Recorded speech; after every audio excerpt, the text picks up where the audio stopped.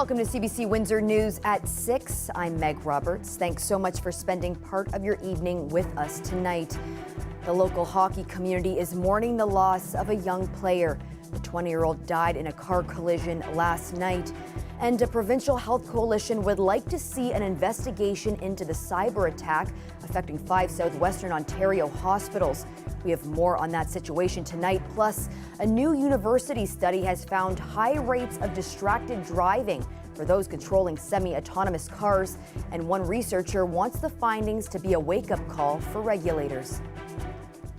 We begin tonight with tragic news out of Lakeshore. A 20-year-old from Windsor has died after his SUV collided with a transport truck on County Road 42 last night. Condolences have been pouring in for Sylvain Lessard. He was a hockey player with the Lakeshore Canadians. He played 2 years of Junior B with the Leamington Flyers, and last year he played with the Wheatley Sharks. Lakeshore's club called him a highly skilled player and said he made an impact on and off the ice, describing him as a great teammate and a joy to be around at all times, saying his infectious smile and pleasant conversation will be missed. Lesource Secondary School also making this post today, saying Lessard was a 2021 graduate, also taking part in the school's hockey academy. The driver of the tractor trailer was transported to hospital with life-threatening injuries. Police say their investigation continues and they're asking anyone who may have witnessed the crash to contact the Lakeshore OPP detachment. Now, it's been 3 days since systems across 5 southwestern Ontario hospitals have gone offline. They're dealing with a cyber attack, and there's no clear picture as to when that will be resolved. Meanwhile, some patients have been left waiting for their appointments to be rescheduled. The CBC's Jennifer Lagrassa has been following this story and joins us now for the latest. Jen, as the days go on and on, we're seeing more delays. People want to see a solution. What can you tell us about this? Yeah, it's not really clear right now, Meg, when there will be a resolution to all of this. But what we do know is that advocates want to see an investigation. I spoke with the Ontario Health Coalition's Windsor Essex branch. They're a provincial health advocacy group, and they say they will file a Freedom of Information request to figure out what happened with this cyber attack and whether patient data was compromised. But they also say that they would support a government investigation into the hospital's IT provider, Transform. A critical system, such as what we're seeing here with 5 hospitals, has to have redundancy, has to be able to operate and manage per site. Even if perhaps primary care physicians were not connected to the system for a couple of days, we should not be stopping critical hospital-delivered treatments because of this type of activity. The Minister of Health is able to launch an investigation into Transform, but when I asked whether they would earlier today, in an emailed statement, they said the Ministry of Health is aware of a cybersecurity breach at Transform Shared Services Organization. The ministry is confident that Transform has and continues to take appropriate steps in response to managing this incident. Despite repeated requests for an update, Transform says it won't be commenting today. CBC News has confirmed that the OPP's cyber investigation team is investigating the attack and that they're working with Windsor Police and Ontario Health.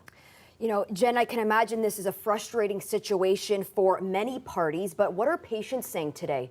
Yeah, so there's actually some good news for some today. Yesterday, we did introduce you to Barry Cox. He's been at Blue Water Health in Sarnia for 2 weeks. He was supposed to get a heart procedure done yesterday morning, and that was canceled. He messaged me today, though, to let me know that his procedure has been rescheduled for Friday.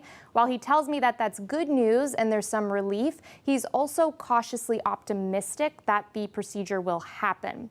We will continue to reach out to the hospitals and the company, as well as government officials, to find out when and how this will be resolved. Well, thanks so much for that, Jen. That is the CBC's Jen Lagrassa reporting live. The Ford engine plant in Windsor could halt output next Wednesday. That's due to the ongoing United Auto Workers strike in the U.S. This is according to John Dagnolo, the president of Unifor 200, which represents workers at the plant. The The Ford Windsor Annex engine plant produces engines mostly for Ford's Super Duty trucks at a plant in Kentucky. There are close to 900 workers at the Windsor plant. Now, it's never a good thing to be caught sleeping at the wheel, but a new study from University of Windsor researchers found that's what's happening to some drivers when they're using a semi-autonomous mode in a Tesla. The study found drivers did not pay as much attention to the road as they did when they were in manual mode. The CBC's Dale Molnar has more. We've been promised for many, many years that these cars would be much safer than human drivers, but so far the evidence is not showing that. Francesco Biondi is a kinesiology professor at the University of Windsor. About this time last year, he got 30 volunteers to drive a 2022 Tesla Model S to Chatham and back on the 401. Headgear recorded eye movements, they wore heart monitors, and other technology was used to track how well they paid attention to the road. They started paying less attention to the road, more attention to the massive touchscreen, and they started looking, elsewhere on not at the forward roadway, but side glances, looking, at the sides for much longer than they did when driving manually. We had a number of cases where the driver was dozing off. Biondi says a research assistant told the drivers not to text while driving, but he says given the findings, he wonders how many drivers are doing that. When in this semi-autonomous mode, the drivers are supposed to keep their hands on the wheel. This Tesla owner says he is a safe driver and is upset to hear about the results. I'm appalled. I'm appalled that people are using the vehicle for that reason. If they are, it's like a missile then on the road. And it's, we have children, we have elderly, we have people on the road that we need to keep safe. His model of Tesla has features that alert drivers that aren't paying attention. Matt Johnson of Invest Windsor Essex says that is important to keeping the drivers safe. So there could be vibrations within the seats or within the steering wheels themselves. There could be full modes where the vehicle can just pull over to the side of the road until that individual's been rested well enough to get back onto the road itself. But the executive director of the Automotive Centre of Excellence at Ontario Tech University says the study shows engineers need to take into account the human factor when producing more advanced autonomous vehicles. I think what it does is highlight that as we move our technology forth, we have to look at any AI advancement and how the human fits into these advancements so that we progress, because the ultimate goal, of course, is higher safety. Among his recommendations, Biondi says the Canadian government needs to direct automakers to better record incidents of crashes with the vehicles. Biondi says the Canadian government should do more testing like this, especially with older drivers and on longer trips. He also says that driver training should now include protocols on how to drive safely with semi-autonomous vehicles. Dale Molnar, CBC News, Windsor. Another pro-Palestinian rally was held at the University of Windsor this afternoon. It was organized by the school's Palestinian Solidarity Group. One of the students who attended the rally says the conflict goes back decades. When Britain gave the land of Palestine to the Zionists, and I choose Zionists, not Jewish, because they're two different things. That must be established. Everyone must know that, so we know where to put our anger, because we shouldn't put them towards the Jewish, because there's a lot of Jews here with us. It's towards the Zionists that took our land without any consultation of the Palestinian or the Arabs or the Muslims or the Christians or anything. Free Palestine! Free Palestine! Roughly 60 students participated in the rally that went through campus.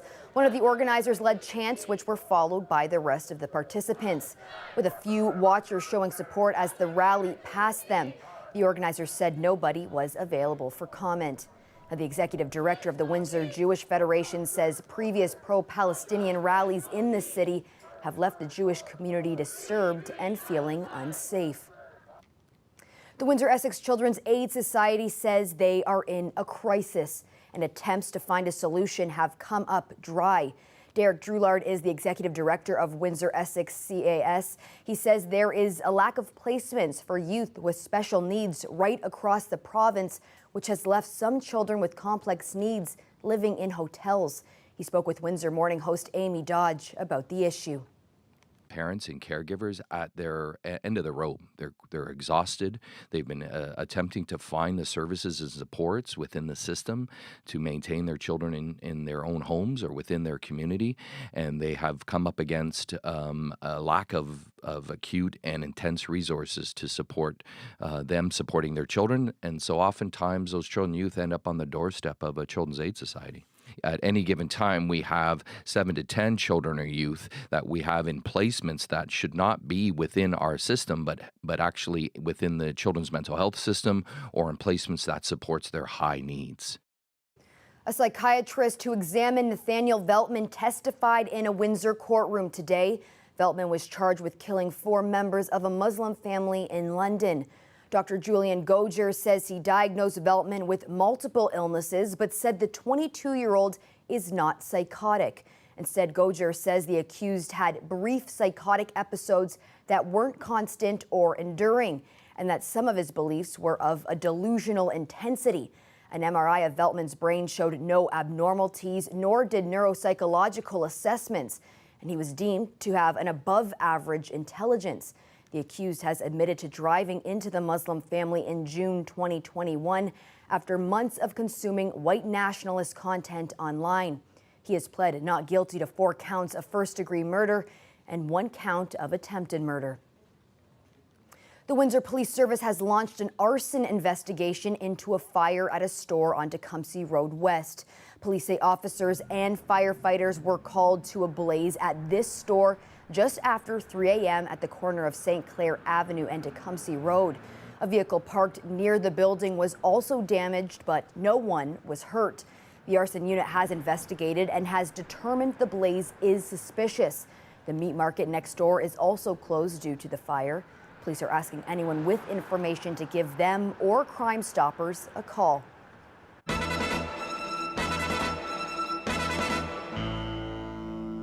On this day, 63 years ago, a traumatic story unfolded downtown Windsor. An explosion at the Metropolitan store on Olette Avenue killed 10 people with more than 100 injured. The explosion was caused by a gas leak that happened during a furnace repair. This is CBC's report covering the wreckage back on October 25th, 1960. The explosion blew out the whole black quarter of the building. The roof ends at a solitary steel girder. And what you see hanging down with a checkered tile on it is actually the floor of the second story. It contained the offices and the staff lunchroom. Many of the staff were trapped there during the explosion, which happened shortly after noon. But underneath that floor, on what was the main floor, was a lunch counter, and at it were many women and children out on their afternoon shopping, stocking up for Halloween. Below that, in the basement, was a furnace room where the explosion originated, and the toy storage area. Immediately after the explosion, before the dust and the smoke had settled, passers-by on the street crawled in, answering the cries for help that came from underneath the mess. No one will know all the heroism that a quiet people have exhibited in a disaster like this. Mrs. Kolomovich, I believe you work in the store. Yes, I do. What did you do with Metropolitan? I was a sales lady. Can you give us an idea of what happened? Yes, I was on my lunch hour upstairs, and I went into the dressing room. I was just about to comb my hair when there was a loud crash, and the floor gave way under me, and I went down with all the debris and dust and bricks and stuff. Did you go right from the second story down to the first? Well, to the basement, I guess, because they dug me out from under a floor. Well, it's been an overcast day, but the temperature has certainly been nice and warm. We've got a few more days of these nice temperatures. Colette will tell us more after the break.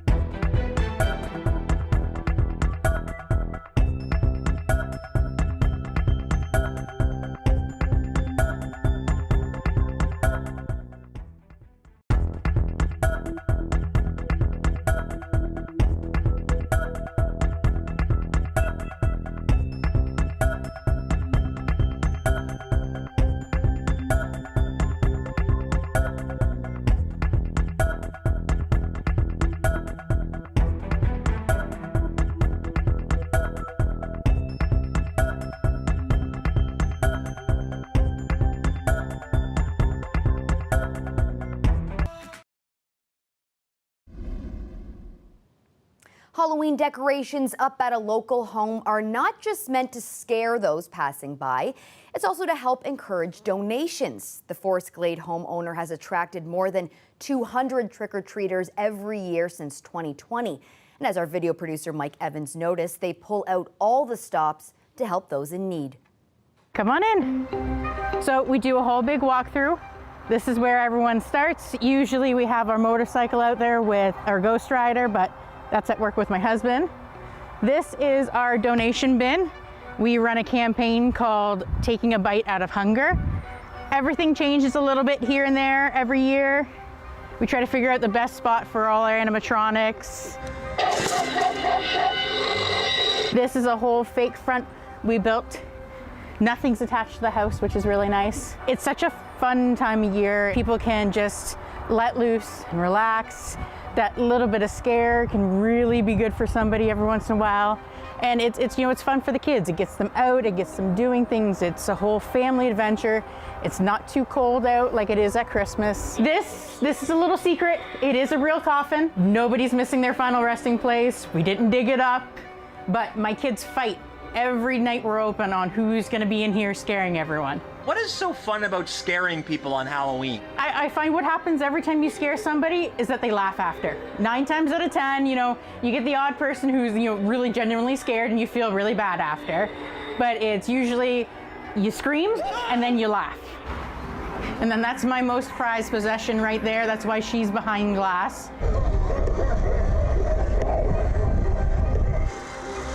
Have you ever had anybody run off screaming?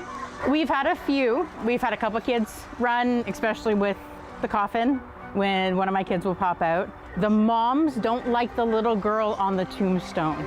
That one seems to really get them. And we try to either add or change something every single year so it's not the same setup people go to every single time. Like we have a couple new scares that we're gonna come in for next year that we're already planning, and start November 1st, that starts the next season planning. We go all year round.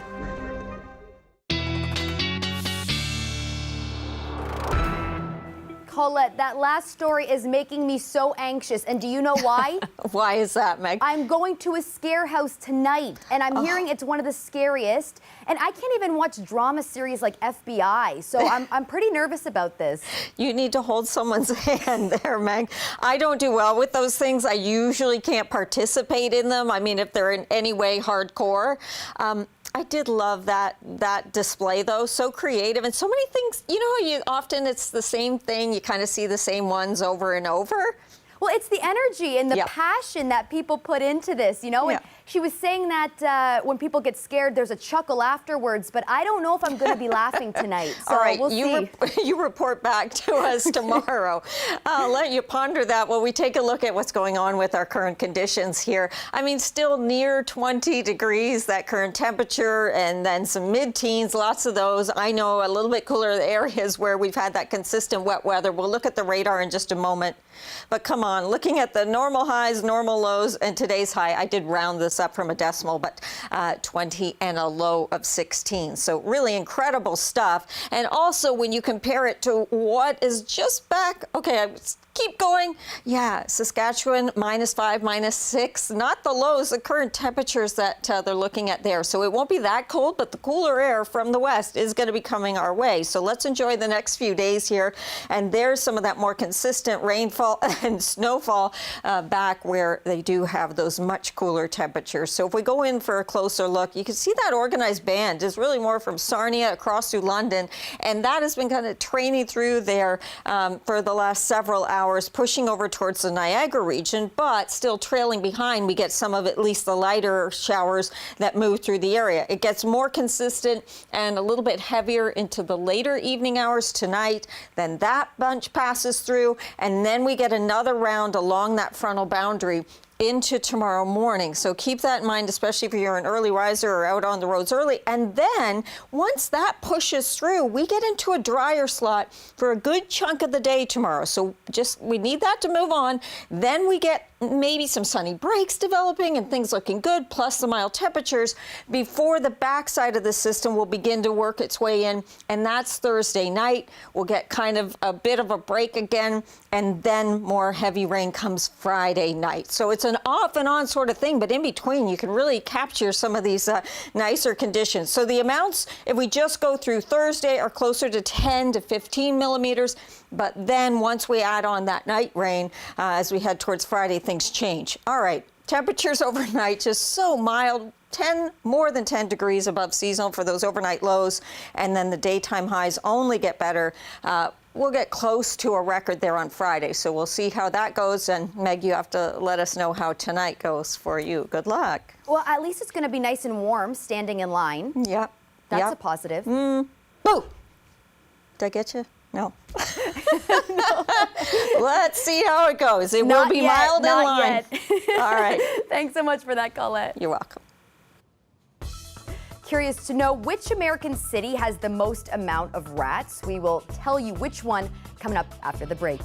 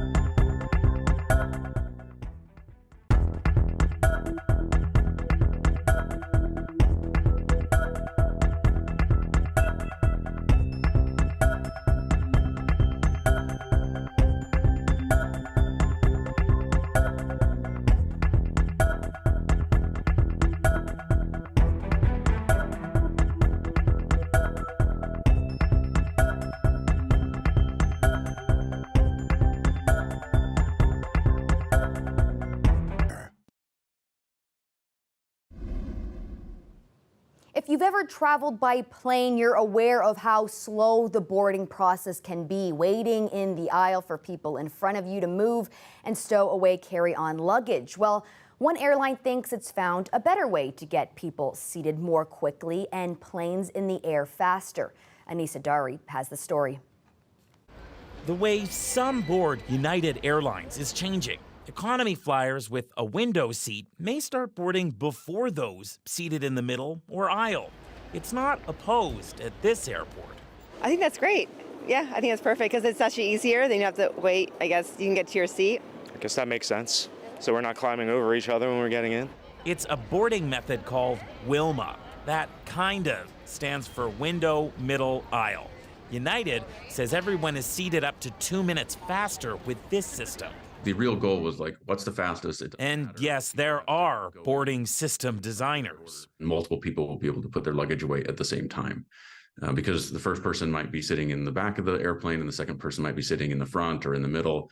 And so they won't be getting in each other's way as they put their luggage away. Airlines want you seated faster so they can leave faster. They don't make any money with the airplane sitting on the ground.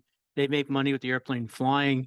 So they're trying to minimize ground time as much as they can. But this new system won't apply to people who need special assistance or many frequent flyers, making this all very complicated. And even within frequent flyers, you've got different levels of frequent flyers, and they want to give those people the choice of seats and the ease of getting on board airplanes. So the airlines have created some problems on their own. Others worry the later you board, the less likely your carry-on boards with you. Yeah, there might not be enough space, and eventually the people that are boarding last, that can be troublesome. So be ready to check that bag. WestJet says it's not changing, and Air Canada says it has people board from back to front. As for United, they hope to welcome you on board 2 minutes faster. Anisa Dari, CBC News, Calgary. Chicago just earned the #1 spot on a U.S. pest control company's list, although it's not exactly a list you want to top. Orkin says it got the most calls from homes and businesses in Chicago to deal with rodents. It's the 9th year in a row the Midwestern U.S. city has topped the list. Los Angeles came in 2nd, New York was 3rd, and our neighbor city, Detroit, placed 9th. Experts say an estimated 21 million little furry creatures in the U.S. will end up inside homes as they look for warmer shelter during the colder weather. Well, that's it for CBC Windsor News. Don't forget, for news anytime, you can go to our website at cbc.ca/Windsor. You can also download the CBC News app for stories that matter most to you. And don't forget to watch The National tonight at 9 on CBC News Network, 10 p.m. on the CBC News app, CBC TV, and streaming on CBC Gem and CBC Explore. Thanks so much for tuning in. Looking forward to seeing you back here tomorrow night.